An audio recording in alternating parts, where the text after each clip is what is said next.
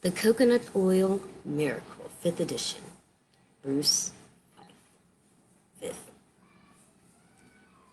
5th. Chapter 1, Curse of the Trans Fatty Acids.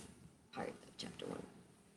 Catering to public sentiment, McDonald's, Burger King, and Wendy's restaurants announced they would replace the saturated fat they had been using with more healthful vegetable oils.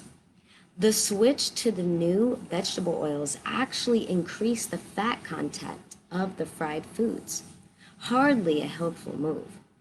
Tests by the FDA and others found that French fries cooked in beef tallow absorb less fat than those cooked in vegetable oil, which led to estimates that the switch to vegetable oil would more than double the fat content of fries and subsequently increase fat consumption.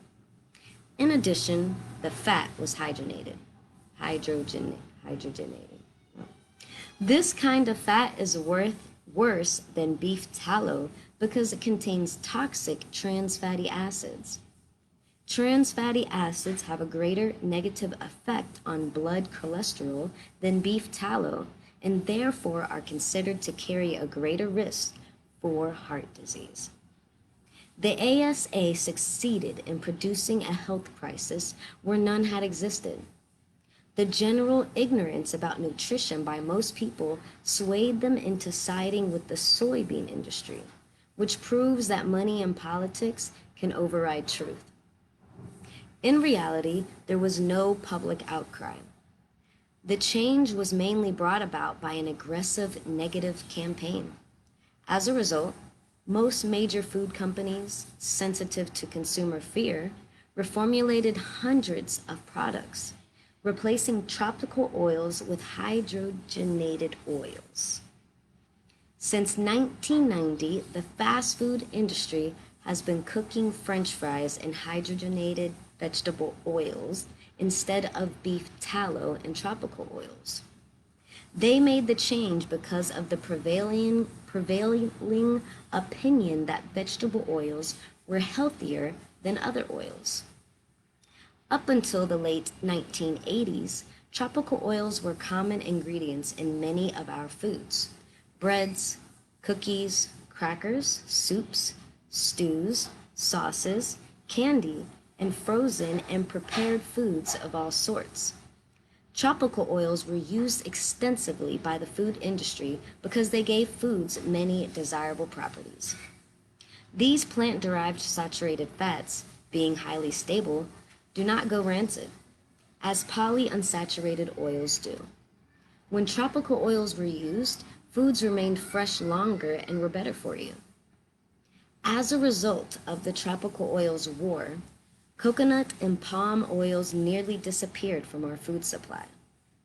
The consequence is that we now consume far less of the healthy promoting fatty acids found in coconut oil and much more of the health destroying trans fatty acids found in hydrogenated soybean oil.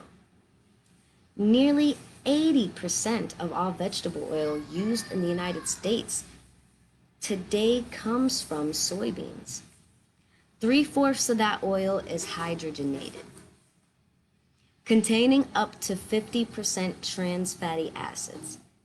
This amounts to an awful lot of nasty trans fatty acids in our foods now that weren't there before. For example, a single restaurant meal that contained only 2.4 grams of trans fatty acid in 1982 contains a whopping 19.2 grams today. The food is the same, only the oil is different. Because hydrogenated oils are used everywhere, we are cursed with trans fatty acids just about any time we eat, unless we prepare food from scratch. Yes, we lost the war. We lost the many health benefits that can result from regular consumption of coconut products. And we gained too. We gained an increased chance of suffering from heart disease, cancer, diabetes, infectious disease, obesity, and immune dysfunction. These are conditions that have all been tied to the consumption of hydrogenated and partially hydrogenated vegetable oils.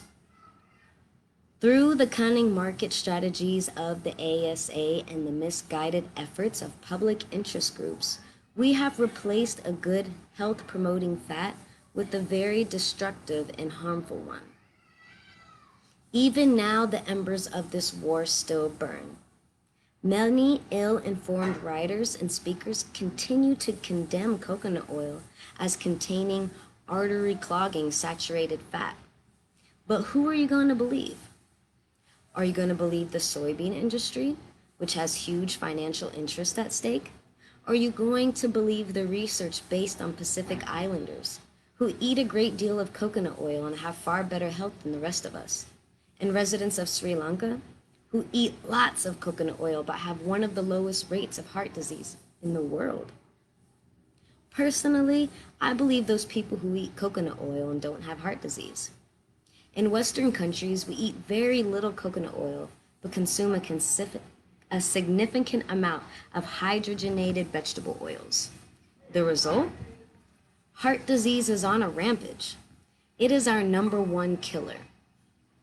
Studies have clearly shown that natural coconut oil as a part of a normal diet has a neutral effect on blood cholesterol. Non-hydrogenated, non-adulterated coconut oil has absolutely no adverse health effects.